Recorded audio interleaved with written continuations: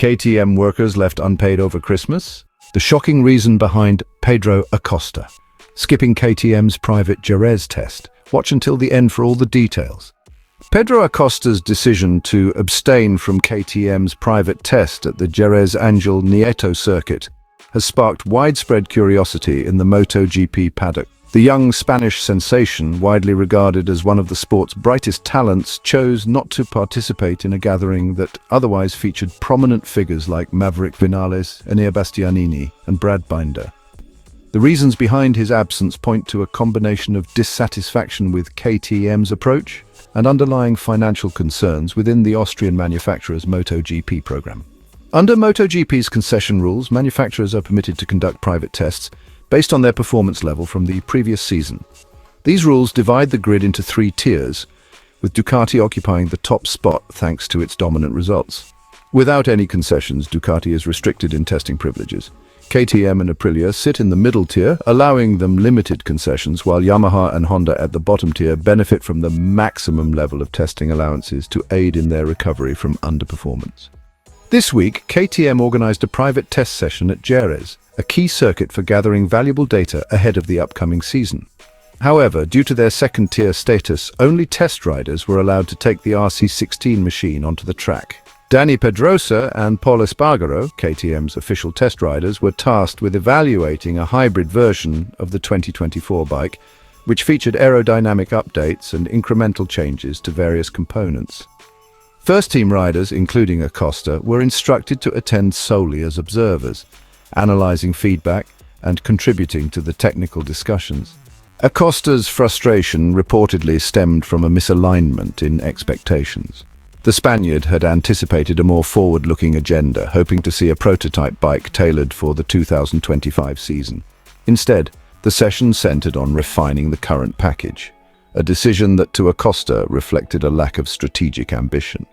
His dissatisfaction was further exacerbated by KTM's current financial struggles, which have raised doubts about the manufacturer's long-term commitment to MotoGP. Acosta, eyeing a sustained and competitive future in the Premier class, is reportedly seeking assurances from KTM that their MotoGP program will continue beyond 2026. While other riders complied with KTM's invitation, Acosta's absence sent a strong message about his concerns regarding the manufacturer's vision and priorities. The situation underscores the complexities of MotoGP's competitive landscape, where technical innovation, rider satisfaction, and financial stability must coexist to sustain success. For KTM, this incident could serve as a pivotal moment, emphasizing the need to align with their rising stars' expectations while navigating the broader challenges of the sport. The recent financial collapse of KTM has sent shockwaves through the company's workforce and the broader Austrian labor landscape. As the holidays approach, KTM employees are grappling with an unsettling reality.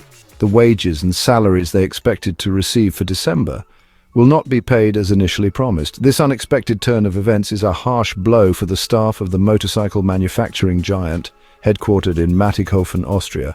The controversy began with KTM's assurance to its employees that 90% of their December wages would be dispersed in advance. This pledge provided a glimmer of hope for many workers, especially during the holiday season. However, it has now come to light that the company has failed to honor this commitment. Instead, the wages and the salaries due for December have been deferred to 2025 and transferred to the jurisdiction of Austria's Bankruptcy Compensation Fund. This development has left KTM employees in a state of uncertainty.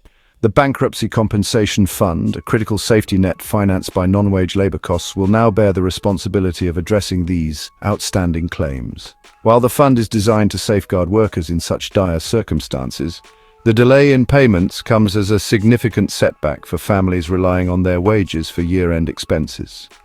Adding to the gravity of the situation, KTM's failure to meet its obligations has led to widespread criticism from labor organizations.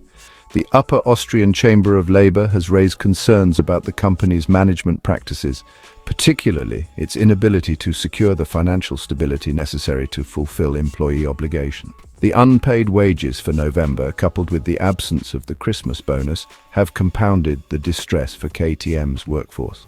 The timing of this financial collapse, just weeks before Christmas, has further fueled outrage among employees and labor advocates alike.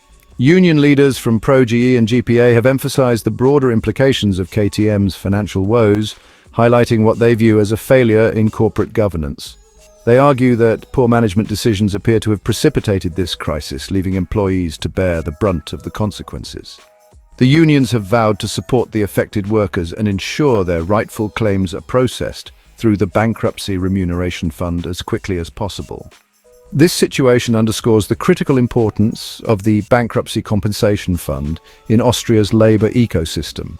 Without it, the financial strain on KTM's employees would be even more severe. However, the reliance on this fund also raises questions about corporate accountability and the measures in place to prevent similar crises from occurring in the future. For KTM's workforce, the coming weeks will be fraught with uncertainty as they navigate the challenges of unpaid wages during the holiday season. While the compensation fund offers a glimmer of relief, it cannot undo the impact of a broken promise at a time when financial security is needed most. As the situation unfolds, all eyes will remain on KTM's leadership and the steps they take or fail to take to address this crisis and restore trust among their employees. KTM's partnership with MV Agusta appears to be nearing its end, as reports suggest that Piera Mobility Group, or PMG, may be planning to offload its stake in the Italian brand. PMG, the parent company of KTM, Husqvarna and GasGas, finalized its acquisition of a controlling 50.1% stake in MV Agusta earlier this year, following an initial 25.1% purchase in late 2022. However, the group's financial struggles have now cast doubt on the future of this collaboration.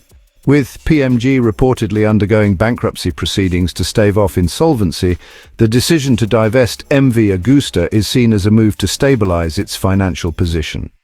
According to the Hindustan Times, PMG representatives informed union officials at Confindustria Varese that MV Agusta is no longer viewed as a strategic asset. Production operations for the brand are expected to return to MV Agusta's historic Varese headquarters by March 2025. The Italian media outlet gpone.com adds that PMG's reasoning for this move goes beyond mere cost-cutting. By divesting MV Agusta, the Austrian company aims to shore up its balance sheets and bring additional equity to its accounts. This development comes less than a year after PMG assumed control of MV Agusta, dashing earlier speculation that the Austrian group might revive the iconic brand's presence in Grand Prix racing.